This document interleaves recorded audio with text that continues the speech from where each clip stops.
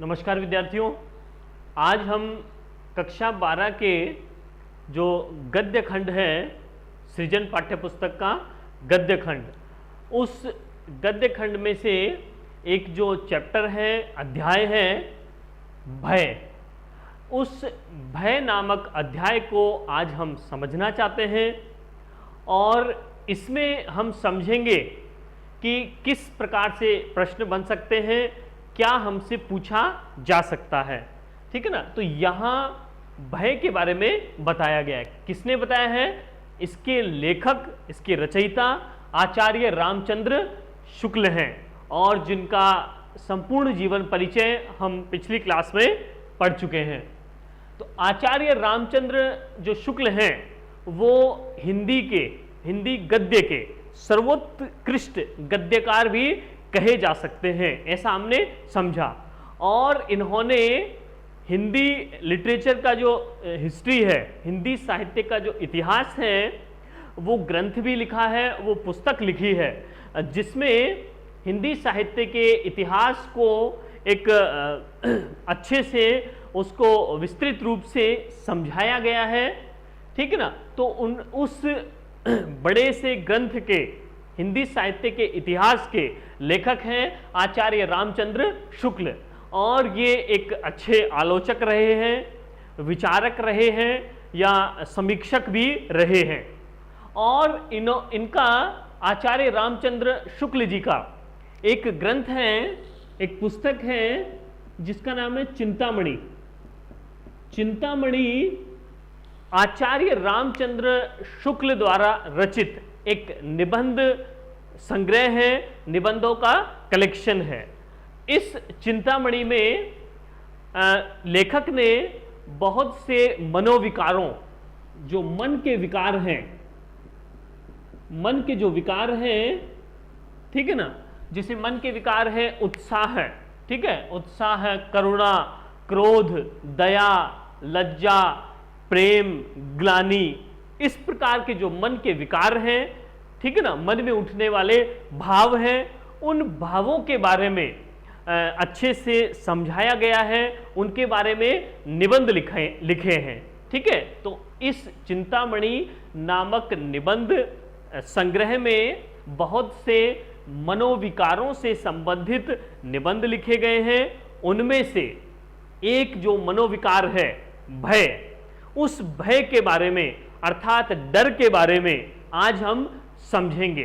ठीक है। तो आज के चैप्टर में हम समझते हैं कि भय होता क्या है लेखक के अनुसार, ठीक है ना, और किस प्रकार उत्पन्न होता है, क्या उसको कम किया जा सकता है, क्या हम उससे बच सकते हैं, ठीक है ना, और उस भय की तुलना अनेक मनोविकारों से भी की गई है कि किस प्रकार वो कम हो सकता है, अधिक हो सकता है, ये बताया गया है लेखक के द्वारा। तो आइए समझते हैं। सबसे पहले यहां बताया गया है भय की परिभाषा।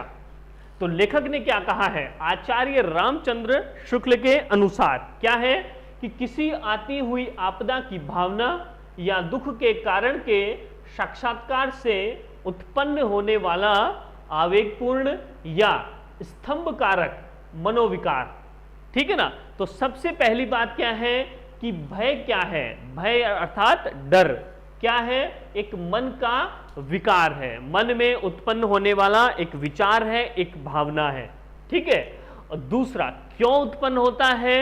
ये उत्पन्न होता है किसी आती हुई आपदा, भविष्य में कोई आपदा आने वाली है, दुख होने वाला है, आपदा की भावना या दुख के कारण हमको पता लगे कि भविष्य में हमको किसी प्रकार का नुकसान पहुंचेगा। ठीक है ना। वो शारीरिक भी हो सकता है, मानसिक या आर्थिक, किसी भी प्रकार का। ठीक है। तो भय किस प्रकार उत्पन्न होगा? किसी भविष्य में होने वाली आपदा की भावना से या दुख के कारण से। ठीक है। और उस दुख के कारण का यदि हमें साक्षात्कार हो जाए, सामना हो जाए, ठीक है ना, कि इस प्रकार से इस तरीके से हमारे सामने वो हमको दुख लगेगा, हमको कष्ट पहुंचेगा, तो उस दुख का साक्षात्कार यानी सामना हमको हो जाए, ठीक है ना, तो उस सामना होने से, दुख का सामना होने से जो उत्पन्न होगा मनोविकार, उसे भय कहा जाएगा। ठीक है ना। और ये दो रूपों में हमारे सामने आ सकता है। पहला किस प्रकार हो सकता है? डर। डर किस प्रकार लग सकता है? दो रूपों में। एक तो आवेगपूर्ण हो सकता है, यानी कि कोई हमें रात को डरावना सपना आए तो हो सकता है कि हम डर जाएं और बड़बड़ाने लगे, घबरा जाएं, ठीक है ना, और राम राम करने लगे या जो भी हम करने लगे, ठीक है ना। डरते हुए हम मुंह से अनर्गल बातें करते रहे, निरर्थक हमसे कुछ भी निकलता रहेगा मुंह से, ठीक है ना। तो क्यों होगा? क्योंकि आवेग होगा, विचारों का बहाव जो होगा वो तीव्र गति से होगा, ठीक है ना। हमारे दिमाग में, हमारे मन में एक के बाद एक निरंतर बहुत सारे विचार उमड़ घुमड़ करने लगेंगे और कंफ्यूजन हो जाएगा उन विचारों के क्लैश से, टकराने से, जो एक प्रकार का हमारे अंदर भाव प्रकट होगा, उत्पन्न होगा, उसे हम भय कहते हैं। तो पहला हो गया भय। क्या हो सकता है? आवेगपूर्ण भी हो सकता है, विचारों के बहाव के साथ भी हमको नजर आ सकता है, और दूसरा स्तंभ कारक भी हो सकता है। हमको, स्तंभ का मतलब होता है खंबा, या स्तंभ को हम कह सकते हैं जड़, जड़ भी बना सकता है हमको। तो हमको कोई सपना आया तो ऐसा भी हो सकता है कि उस सपने में हमको ऐसा लगे कि कोई हमारा गला दबा रहा है, हमारी आवाज भी नहीं निकल रही है, गला बिल्कुल सूख गया है। तो इस प्रकार से हमारा जो भय होगा वो भय हमको क्या कर सकता है? स्तंभ भी कर सकता है, जड़ भी कर सकता है, अर्थात हमको निर्जीव बना सकता है। हम कोई रेस्पॉन्स, हम कोई प्रतिक्रिया नहीं दे पाते हैं, ठीक है। तो अभी हमने क्या समझा? भय। तो भय की परिभाषा क्या हो जाएगी कि जब हमें भविष्य में होने वाली आपदा या दुख के कारण से, कारण का अगर हम सामना कर लेंगे, उस सामना करने से जो एक मन का विकार उत्पन्न होता है, उस मन के विकार को, वो मन का विकार क्यों उत्पन्न हुआ? वो आने वाले दुख के कारण। तो आने वाले दुख या कष्ट या आपदा के कारण, के साक्षात्कार के कारण जो हमें उत्पन्न होता है, हमारे मन में जो मन का विकार उत्पन्न होता है, उसको भय कहते हैं। और ये दो रूपों में भय हमें नजर आ सकता है। एक तो आवेगपूर्ण हो सकता है, और दूसरा हो सकता है मनुष्य को आवेग शून्य भी कर सकता है, जड़ भी बना सकता है, निर्जीव भी बना सकता है। तो पहली बात हो गई भय। नेक्स्ट है क्रोध। क्रोध के बारे में भी यहां बताया गया है, ठीक है। क्या बताया गया है? कि ये भी एक मन का विकार है, ठीक है। कैसे है? कि ये भी आने वाले दुख के स्वरूप ज्ञान से उत्पन्न होने वाला विकार है, ठीक है। भय, डर क्यों लगता है? डर हमें लगता है कोई हमारा नुकसान होने वाला है, हमको कोई शारीरिक रूप से चोट पहुंचाने वाला है, हमको कोई, तब हमें डर लगने लगता है। और क्रोध कब आता है? क्रोध भी हमें तब आएगा जब हमें लगने लगेगा कि इस बात से हमें नुकसान होगा, कोई हमें नुकसान पहुंचाएगा, तब हमें क्रोध आएगा। तो दोनों ही, चाहे वो भय हो चाहे वो क्रोध, दोनों ही मनोविकार किस कारण से उत्पन्न हो रहे हैं? आने वाले दुख के कारण उत्पन्न हो रहे हैं, ठीक है। अगला क्वेश्चन क्या बन सकता है? पूछा जा सकता है कि भय और क्रोध में अंतर स्पष्ट कीजिए, यानी दोनों ही दुख के कारण उत्पन्न हो रहे हैं, तो अंतर बताइए, क्या अंतर है? तो हम बताएंगे कि जो भय होता है वो क्या करता है? वो दुखों से बचने का प्रयास करता है, पहली बात। तो भय क्या करता है? दुखों से, यानी हम को पता है कि इस प्रकार से हमारे सामने एक हमको नुकसान पहुंचने वाला है, चाहे वो आर्थिक नुकसान हो, हमारे बिजनेस में हमको नुकसान या लॉस लगने वाला हो, ठीक है, या हमारा एक्सीडेंट होने वाला हो, ठीक है, या कोई शत्रु हमें नुकसान पहुंचाने वाला हो, ठीक है। तो किसी भी प्रकार से हम तो डर हमको जब लगेगा तो क्या होगा? वो क्या होगा? दुख से बचने का प्रयास करेंगे किसी प्रकार। हमारे अध्यापक से भी हमको डर लग सकता है कि हमारा असाइनमेंट पूरा नहीं है, तो भी डर लग सकता है, ठीक है ना। तो दुख क्या करता है? भय दुख से बचने का प्रयास करता है। और क्रोध क्या करता है, गुस्सा जब हमको आएगा तो हम क्या करेंगे, उस दुख के कारण को नष्ट करना चाहते हैं। दोनों में क्या अंतर है? भय क्या करता है, दुख से बचने का प्रयास करता है, बचने को लालायित रहता है, ठीक है ना, कि ये दुख मेरे पास न आए। और क्रोध क्या करता है, उस दुख के कारण को ही नष्ट कर देना चाहता है, समाप्त कर देना चाहता है कि कौन मुझे दुखी करेगा, कौन मुझे कष्ट देने वाला है, मैं उसको पहले समाप्त कर दूंगा, ठीक है ना। तो दोनों में पहला अंतर क्या हो गया कि भय दुख से बचने का प्रयास करता है और क्रोध दुख को नष्ट करने का प्रयास करता है, ठीक है। और ये क्या होता है, जो भय होता है, भय क्या होता है कि हमें पता होने वाला है कि दुख होगा, हमें कष्ट होगा, नुकसान पहुंचने वाला है, ठीक है ना। जिस प्रकार से हमें ये अभी हमारा लेटेस्ट जो है बीमारी कोविड-19 या कोरोना वायरस जो है, इससे जो हमें इसका स्वरूप पहले पता नहीं था, ठीक है ना, कि किस प्रकार का ये वायरस है, किस कारण से हो रहा है, ठीक है ना, और उसका एक स्वरूप भी हमें पता नहीं था, ठीक है ना। जब ये बीमारी नहीं थी तो हमें उसका पता नहीं था, हमें डर था, ठीक है ना, इसको सतह को छूने से होगा या किसी के व्यक्ति के संपर्क में आने से होगा, ठीक है ना, किस कारण से होगा, वो कारण ही में हमें पता नहीं था। तो कारण जब पता नहीं होता, उस कारण का स्वरूप हमें पता नहीं होता कि भाई वो वायरस छोटा है, बड़ा है, नष्ट कर देने वाला है, ठीक है ना, ज़्यादा नुकसान करने वाला है या कम नुकसान करने वाला है, ऐसा कोई हमारे सामने उसका एक स्वरूप नहीं था। तो हमें क्या लगता था, तो वो होगा भय। तब भी हमें नुकसान पहुंचने का डर था, तब हमें क्या होता था, भय होता था। क्यों होता था कि उस दुख के कारण के स्वरूप का हमें ज्ञान नहीं होता था, तो वो कहलाएगा भय।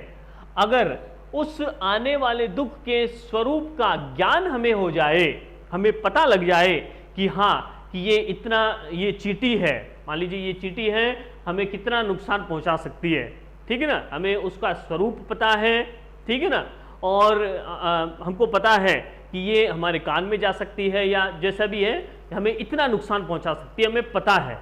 तो हमें क्या हो सकता है, उस दुख पहुंचाने वाले के स्वरूप का पता लग गया तो हमें क्या होगा, हमें क्रोध आएगा, हम उसको दुख पहुंचाने नहीं देंगे कि कैसे दुख पहुंचाएगा मुझे, ठीक है ना, तो हमें क्रोध आएगा। तो हमने क्या समझा, भय और क्रोध में अंतर। क्या अंतर है? पहला अंतर है कि भय जो है वो दुख से बचने का प्रयास करता है और जो क्रोध है वो दुख को नष्ट करने का प्रयास करता है। दूसरा अंतर क्या है कि भय जो है वो उसको उत्पन्न होने के लिए दुख के कारण के स्वरूप का ज्ञान होना आवश्यक नहीं है, बस इतना पता होना चाहिए कि हमें दुख होगा, ठीक है ना, तो वो क्या हो जाएगा, भय होगा, डर लगेगा। लेकिन ये जो क्रोध होगा वो आने वाले दुख के स्वरूप के ज्ञान से उत्पन्न होता है। अब नेक्स्ट आता है भय के प्रकार। भय कई रूपों में हमारे सामने आ सकता है, डर लग सकता है, सभी को लग सकता है, ठीक है। तो भय के प्रकार दो रूपों में हो सकता है, एक तो वो हो सकता है साध्य और दूसरा हो सकता है असाध्य, ठीक है ना। साध्य का तात्पर्य क्या है, जिसको साधा जा सके, यानी हमको डर लग रहा है, ठीक है, और उस डर को हम अगर दूर कर पाए तो वो कौन सा भय होगा, साध्य भय। किस प्रकार दूर होगा, वो कोई प्रयास करके, ठीक है ना, अगर प्रयास करके हम उस दुख को दूर कर पा रहे हैं तो वो साध्य भय है। लेकिन जो दूर नहीं किया जा सकता, ठीक है ना, वो तो हमें डर लगेगा ही लगेगा, ठीक है ना, ऐसा भय अगर है तो वो असाध्य भय कहलाएगा, ठीक है। तो जिसको साधा जा सके, जिसका निवारण किया जा सके, जिसको दूर किया जा सके किसी भी प्रयास या प्रयत्न के द्वारा, तो वो साध्य भय कहलाएगा।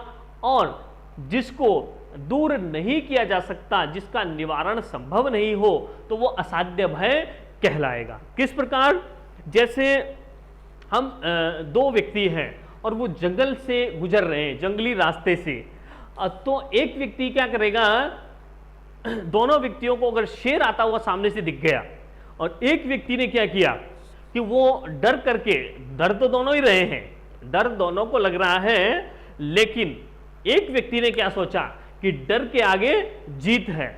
उसने ये सोचा, एक व्यक्ति ने, कि डर के आगे जीत है, तो उसने क्या किया, उस डर को दूर करना चाहा जो शेर से उत्पन्न हो रहा था। तो वो शेर, उसने जैसे ही उसने देखा कि शेर आ रहा है, मुझे खा जाएगा, मुझे दुख पहुंचाएगा, और दुख के आने वाले दुख के कारण के साक्षात्कार से उसे भय उत्पन्न हुआ। लेकिन उस एक व्यक्ति ने क्या किया, उस पेड़ पर भागकर वो पेड़ पर चढ़ गया और अपनी जान बचाई, ठीक है ना। लेकिन जो दूसरा व्यक्ति था उसने क्या किया, उसने, वो डर गया, वो क्या हो गया, स्तंभ हो गया, जड़ हो गया, निर्जीव बन गया, ठीक है ना। उसकी कोई एक्टिविटी नहीं थी, कोई रिस्पॉन्स नहीं था, वो डर कर वहीं बैठ गया, आगे उससे चला भी नहीं जा रहा है, ठीक है ना। तो इस प्रकार से पहले वाले व्यक्ति का जो भय है, जो कि किसी प्रयास के द्वारा उसने दूर कर दिया, वो डर से बच गया, तो वो साध्य भय कहलाएगा। और दूसरा व्यक्ति जो था वो डर कर वहीं बैठ गया, ठीक है ना, उसको कोई रेस्पॉन्स उसने नहीं दिया, तो उसका डर समाप्त नहीं हुआ, और वो डर कर, हो सकता है कि वो शेर उसको खा ले, हो सकता है शेर के खाने से पहले ही वो मर जाए वह व्यक्ति, ठीक है, ऐसा हो सकता है, डर के मारे वो, उसकी मृत्यु भी हो सकती है। तो दूसरा व्यक्ति जो था वो, उसका जो भय कहलाएगा वो असाध्य भय कहलाएगा, ठीक है ना। तो भय जो है वो साध्य और असाध्य, ये दो प्रकार हैं। वो किस आधार पर ये तय होता है कि ये डर साध्य होगा, भाई इसको दूर किया जा सकता है और इसको नहीं किया जा सकता, भाई मापने का तो कोई स्केल या पैमाना नहीं है कि भाई ये डर इतना है, ठीक है ना। उसकी जैसे बुखार को तो नाप सकते हैं, टेम्परेचर इतना है, ठीक है ना। उस डर को कैसे नापेंगे कि भाई कितना है, नहीं नाप सकते। तो किस पर निर्भर करेगा वो, ये जो असाध्य और साध्य जो प्रकृति है, वो मनुष्य का जो भय है वो किस पर निर्भर करेगा, मनुष्य की प्रकृति पर, ठीक है। मनुष्य प्रकृति मतलब मनुष्य का नेचर कैसा है, मनुष्य का स्वभाव कैसा है, ठीक है ना, कि क्या वो मनुष्य बार बार डर जाता है, कि छोटी सी चींटी से, कॉकरोच से, छिपकली से भी डर जाता है, ठीक है ना। तो उसको तो क्या होगा कि वो हर जो भय होगा वो क्या लगेगा, असाध्य भय ही लगेगा, क्योंकि वो हर बार डर जाता है, तो शेर से तो निश्चित रूप से डर जाएगा वो, ठीक है ना।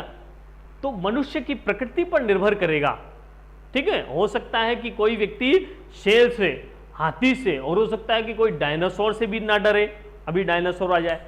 तो कहने का मतलब क्या है कि जो डर है, जो भय है, वो किस बात पर निर्भर करता है, मनुष्य की प्रकृति पर, कि मनुष्य कैसा सोचता है, उसका जो दिमाग है वो सकारात्मक रूप से कार्य कर रहा है या वो नेगेटिव एनर्जी से भरा हुआ है। तो पहली बात है कि क्वेश्चन आएगा कि जो भय है वो साध्य और असाध्य होना किस बात पर निर्भर करता है। तो हम लिखेंगे कि पहला मनुष्य की प्रकृति पर निर्भर करता है, दूसरा परिस्थिति पर निर्भर करेगा कि उस समय परिस्थिति कैसी है, ठीक है ना। और हो सकता है कि वो जहां जंगल है उसमें भागने के लिए जगह हो, ठीक है ना, तो वो भाग भी जाए, ठीक है ना, रास्ता बनाओ, उस पर भाग जाए और तुरंत चढ़ जाए पेड़ पर। और ऐसा भी हो सकता है कि हो सकता है वहां पर कांटेदार पेड़ हो, या हो सकता है बहुत ज्यादा घने पेड़ हो, तो वह व्यक्ति भाग ही नहीं पाए, प्रयास तो कर रहा है लेकिन हो सकता है वो प्रयास में सफल नहीं हो। उसकी मनुष्य की प्रकृति तो सकारात्मक है लेकिन परिस्थितियां ऐसी नहीं है, ध्यान रखिए। तो दो बातों पर निर्भर करेगा भय, भय का स्वरूप, असाध्य और साध्य रूप दो बातों पर निर्भर करेगा, मनुष्य की प्रकृति पर निर्भर करेगा और जो आसपास की परिस्थिति है उस पर निर्भर करेगा। नेक्स्ट है कायरता। कायरता भी एक मनोविकार है, मन का विकार है, मन में उत्पन्न होने वाला भाव है। ये क्या है समझिए। कि भय जब स्वभावगत हो जाता है तब वो कायरता कहलाता है। ठीक है ना, इसका मतलब क्या है, स्वभावगत, स्वभाव में हो जाए, मनुष्य का नेचर ही बन जाएगा। ठीक है ना, मनुष्य जब एक बार डरेगा, ठीक है ना, बड़ी कोई विपत्ति आने वाली है तब वो डरेगा, तो वो स्वाभाविक है, हो सकता है, नेचुरल है। लेकिन यदि वो मनुष्य बार बार डरने लगा है, ठीक है ना, हर बात से वो नेगेटिव एनर्जी से भरा हुआ है, कोई कार्य हो रहा है तो उसको नेगेटिव रूप में ही ले रहा है, तो वो क्या हो जाएगा, वो उसके स्वभाव में ही आ जाएगा। छोटी सी बात से, कोई भी, जैसे ये पेन गिर गया, ये मार्कर नीचे गिर गया है, तब भी उसको डर लगने लगेगा, घबरा जाएगा। ठीक है ना, तो भय जब किसी भी मनुष्य के स्वभाव में आ जाता है, हर बार हर परिस्थिति में वो डरने ही लगता है, कंफर्म है वो डरने लगेगा। ठीक है ना, तो भय जब स्वभावगत हो जाता है तब उसे हम कायरता कहेंगे। यानी भय और कायरता समान है, लेकिन भय क्या होता है, कुछ समय के लिए रहेगा। ठीक है ना, हमें पता है कि ये है, इस प्रकार से कोई बीमारी है, कोरोना वायरस है, ठीक है ना, तो वो भय लगेगा, डर लगेगा हमको। ठीक है ना, और ये कायरता क्या है कि उस बात से, उस बीमारी से, उस कोरोना वायरस से हम हमेशा के लिए ही डर रहे हैं। बाहर जाते हुए हम एक स्वभाव में ही आ गया है कि हम मास्क लगा रहे हैं, ठीक है ना, बार बार डर रहे हैं, किसी भी सतह को छूने पर डर रहे हैं, ठीक है, किसी भी व्यक्ति से संपर्क में आने से डर रहे हैं, तो वो हमारे एक स्वभाव में आ गया है। ठीक है ना, तो स्वभाव में जब आ जाएगी कोई भी डर वाली बात, तो वो डर क्या कहलाएगा, वो डर ही कायरता बन जाएगा, भीरुता बन जाएगा। ठीक है, कायरता भी कह सकते हैं, भीरुता भी कह सकते हैं। ठीक है ना, तो किसी भी बात से सावधान रहना तो बहुत अच्छी बात है। ठीक है ना, किसी भी बीमारी से हम डर रहे हैं, किसी भी दूसरे अनजान व्यक्ति से हम डर रहे हैं, सावधानी से उससे संपर्क कर रहे हैं, बहुत अच्छी बात है। ठीक है, ये सावधानी है, जरूरी है, लेकिन हम उसे, उसका परिणाम सोचे बिना, परिस्थितियों को सोचे बिना हम डरते ही चले जा रहे हैं। ठीक है ना, उसका कारण जाने बिना हम डर ही रहे हैं केवल, तो वो कायरता होगी। ठीक है ना, तो कायरता क्या होती है, ये जो होती है वो स्वयं पर अविश्वास के कारण उत्पन्न होती है। तो पूछा जाएगा कि कायरता उत्पन्न होने या डरने के क्या कारण हैं, तो हम कहेंगे कि जो व्यक्ति स्वयं पर अविश्वास करेगा, यानी विश्वास नहीं करेगा, विश्वास किस पर, अपनी शारीरिक बल पर, अपने मानसिक बल पर, आर्थिक बल पर, ठीक है ना, जो भी उसका बौद्धिक बल पर अगर उसको विश्वास नहीं है, तो उसको हम कहते हैं, कोई भी इंडिया में पेरेंट्स जो हैं, माता पिता जो हैं या शिक्षक हैं, किसी भी बच्चे से उसको कहा जा रहा है कि बार बार, अरे बेटा, अरे तुम नहीं कर सकते हो, अरे तुम तो नहीं कर पाओ, ये तुम नहीं कर पाओगे, ठीक है ना, ये तुम्हारे बस की नहीं है, तुम्हारे तो बहुत कम मार्क्स आते हैं, ठीक है ना, तुम ये नहीं कर पाओगे, तुम्हारा शरीर कमजोर है, ठीक है ना। तो कोई भी कारण निकाल करके हम उसमें कमी बता रहे हैं, तो कोई व्यक्ति क्या हो सकता है, हीन भावना से, तुच्छ भावना से ग्रस्त हो सकता है, और वो क्या करेगा, हमेशा के लिए स्वयं पर अविश्वास करने लगेगा, उसको अपनी शक्तियों का पता ही नहीं रहेगा। जिस प्रकार से जैसे हम पहले देखते थे, सर्कस में देखते थे कि किसी शेर को या विशालकाय हाथी को एक पिंजरे में बंद कर दिया गया है, ठीक है ना, क्यों बंद कर दिया गया, क्यों रह रहा है वो पिंजरे में, क्योंकि उसको पता ही नहीं है कि मेरे अंदर कितनी शक्ति है, कि मैं इस ये जो जाल लगा हुआ है, नेट जो लगा हुआ है, ये जो पिंजरा है, इसको मैं आसानी से तोड़ सकता हूं, ठीक है ना। तो उसको पता ही नहीं है, ठीक है ना, क्योंकि वो उसको उसी प्रकार से सिखाया गया है, और वो जो डर था, वो जो भय था, तो वो उसके हमेशा के लिए स्वभाव में आ गया है, हमेशा के लिए वो उसी प्रकार का बन गया है। तो जब व्यक्ति स्वयं पर अविश्वास करेगा, तो वो क्या करेगा, हमेशा के लिए स्वयं पर अविश्वास करेगा, विश्वास नहीं करेगा, तो वो क्या करेगा, अपनी शक्तियों का पता ही नहीं रहेगा, ठीक है ना, क्योंकि वो उसको उसी प्रकार से सिखाया गया है, हमेशा के लिए वो उसी प्रकार का बन गया है। तो जब व्यक्ति स्वयं पर अविश्वास करेगा, ठीक है ना, विश्वास नहीं करेगा, वो मान लेगा अरे यार मेरे से तो नहीं होगा, ये मेरे से कैसे होगा। तो यदि मनुष्य ऐसा स्वयं पर अविश्वास करेगा तब वो क्या बन जाएगा, कायर बन जाएगा हमेशा के लिए। और ये कायरता जो है वो हो सकती है स्त्रियों में, कायरता स्त्रियों में भी हो सकती है और पुरुषों में भी हो सकती है। अंतर क्या है कि इन जो स्त्रियों में जो कायरता होगी वो डरपोकपन का भाव होगा। स्त्रियां अगर डरपोक हो रही हैं, ठीक है ना, और वो चूहे से डर रही है, कॉकरोच से डर रही है, छिपकली से डर रही है, मान लीजिए कोई कॉकरोच आ गया तो वो चिल्लाएंगे आउच, ओ, इस प्रकार से चिल्लाएंगे, ठीक है ना। तो वो उनकी क्या मानी जाएगी, वो स्त्रियों का एक स्वभाव माना जाएगा, ठीक है ना। उसकी तो प्रशंसा की जाएगी कि ये जो है नाजुक है, ठीक है ना, ये इस प्रकार की स्त्रियों में तो उसको क्या माना जाएगा, प्रशंसनीय माना जाएगा। किसको, कायरता के भाव को। लेकिन पुरुषों में अगर कायरता का भाव है, स्थायी रूप से डर बना हुआ है, तो उसे उसकी क्या की जाएगी, निंदा की जाएगी, क्योंकि पुरुषों को डरने का कोई अधिकार नहीं है। क्यों नहीं है, क्योंकि प्राचीन समय से ही हमारा जो समाज है, हमने जिस प्रकार का समाज बनाया है वो पुरुष प्रधान समाज है, और पुरुषों को स्ट्रांग माना गया है, ठीक है ना, उसकी चमड़ी स्ट्रांग है, स्किन टाइट है, ठीक है ना, और वो कठिन कार्य करने के लिए वो जो है आराम से वो कर सकते हैं, ठीक है ना, ऐसा माना गया है।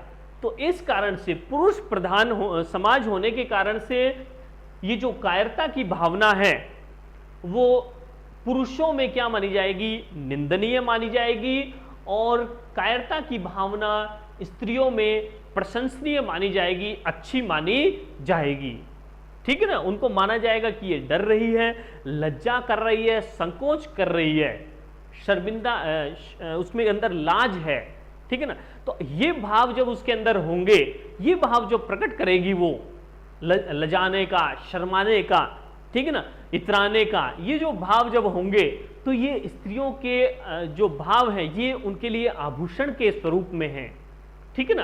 तो ये जो है कायरता स्त्रियों में उसकी प्रशंसा की जाएगी, और कायरता जब पुरुषों में होगी तो उसकी निंदा की जाएगी, ठीक है ना। अरे तो नामर्द है, मर्द नहीं है, मर्द होके डरता है, ठीक है ना। हम किसी बच्चे को कहते हैं अरे मर्द हो तो तुम्हारे मर्द का दर्द नहीं होता है, ठीक है ना।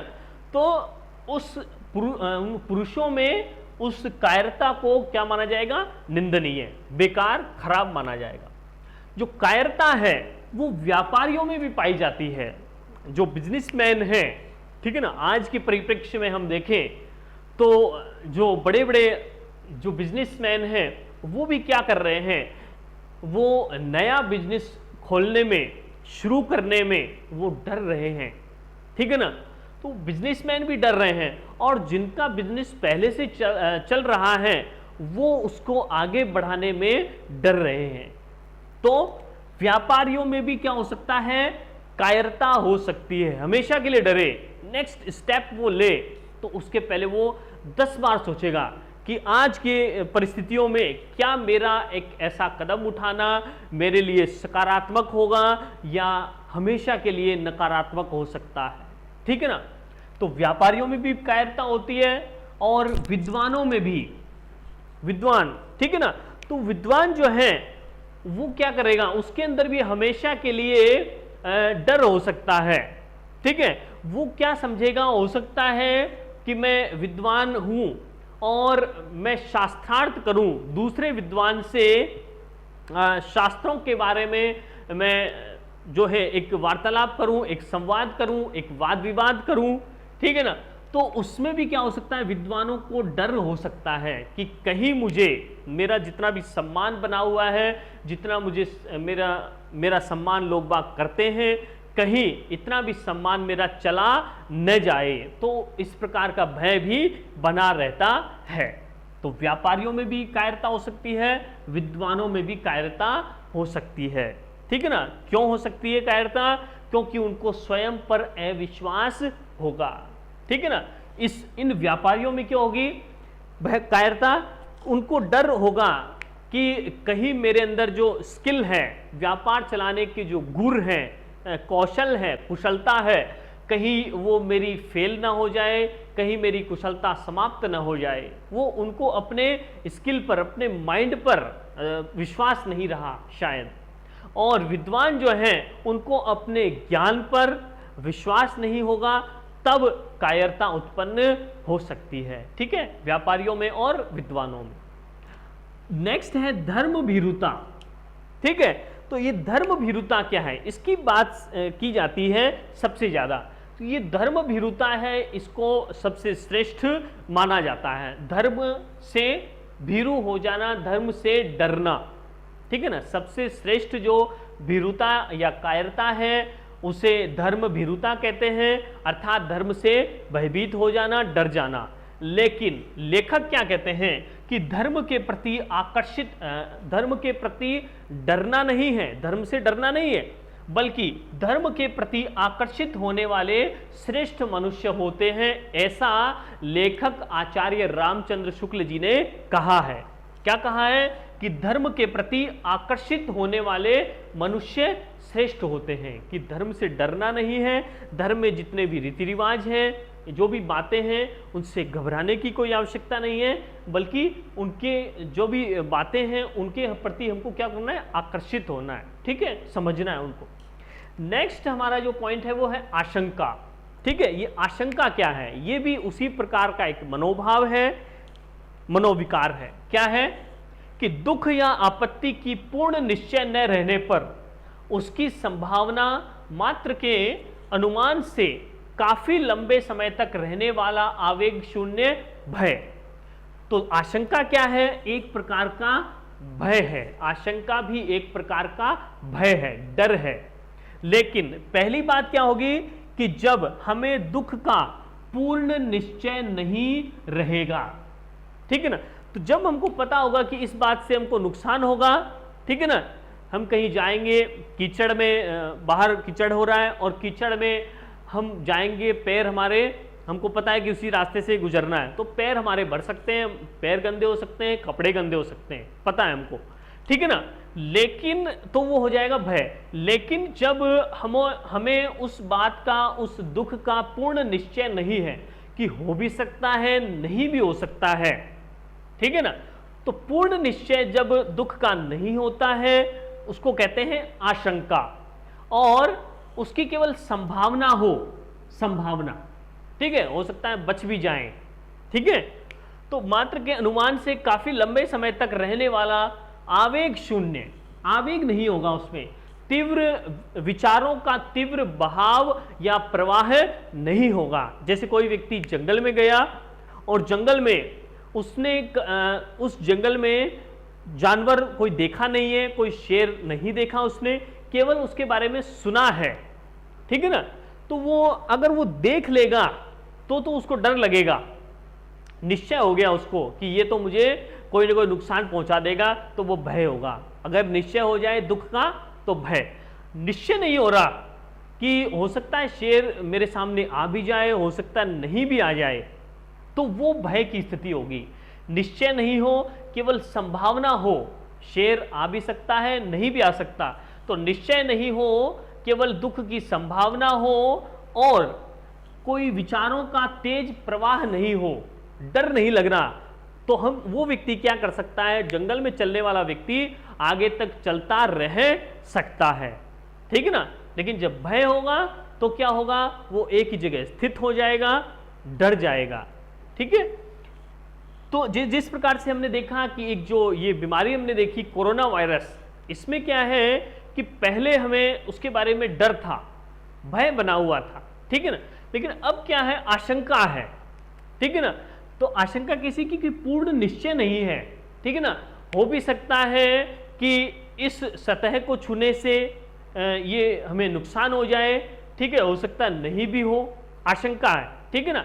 तो जब आशंका बनी रहे, चाहे अभी हो या वो पहले हो, ठीक है ना, तो किसी दुख का जब पूर्ण निश्चय नहीं होता है तो वो आशंका कहलाती है।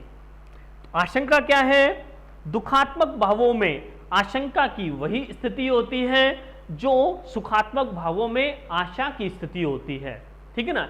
तो पॉजिटिव जब हम रहेंगे तो आशा जिस प्रकार से हमारे साथ रहेगी, उम्मीद जिस प्रकार से हमारे साथ रहेगी, यानी हम उसके साथ में काम कर सकते हैं, आगे बढ़ सकते हैं, चलते चल सकते हैं, कोई तीव्र प्रवाह नहीं होगा भावों का। उसी प्रकार जब दुख उत्पन्न होगा तब आशा आशंका काम करेगी। ठीक है, आशा जो है वो सकारात्मक रूप में होगी और आशंका जो है वो नकारात्मक रूप में होगी। तो आज हमने समझा भय के बारे में और उससे संबंधित कुछ मनोविकारों के बारे में। तो आइए इसको रिवीजन करते हैं, एक बार फिर से समझिए।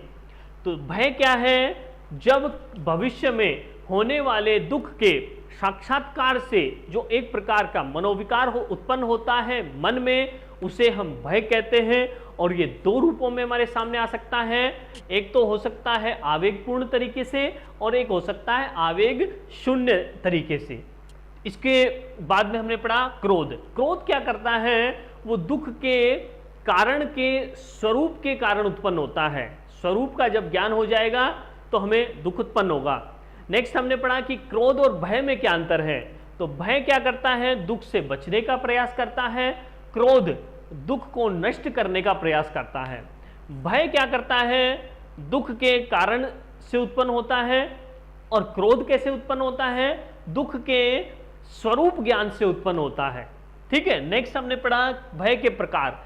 जिसको साधा जा सके, जिसको किसी प्रयास से दूर किया जा सके, वो साध्य भय है। और जिसको दूर नहीं किया जा सके किसी प्रयास से, वो असाध्य भय है। नेक्स्ट हमने पढ़ा कायरता। कायरता में हमने पढ़ा जब भय जो है स्वभावगत हो जाएगा, हमेशा के लिए बना रहेगा हमारे साथ, तो वो कहलाएगी कायरता। नेक्स्ट हमने पढ़ा आशंका। आशंका क्या होती है? वही भय। भय का जो विचार है, उस भय का जो हमको पूर्ण निश्चय नहीं होता है, किसी दुख का पूर्ण निश्चय नहीं होता है, केवल संभावना होती है दुख की, तो उस भय को हम आशंका कहते हैं। तो इस प्रकार से आज हमने भय से संबंधित कुछ मनोविकारों को समझा। नेक्स्ट बात करते हैं, अगली क्लास में हम समझेंगे कि भय को कैसे दूर किया जा सकता है, किस प्रकार बचा जा सकता है। धन्यवाद।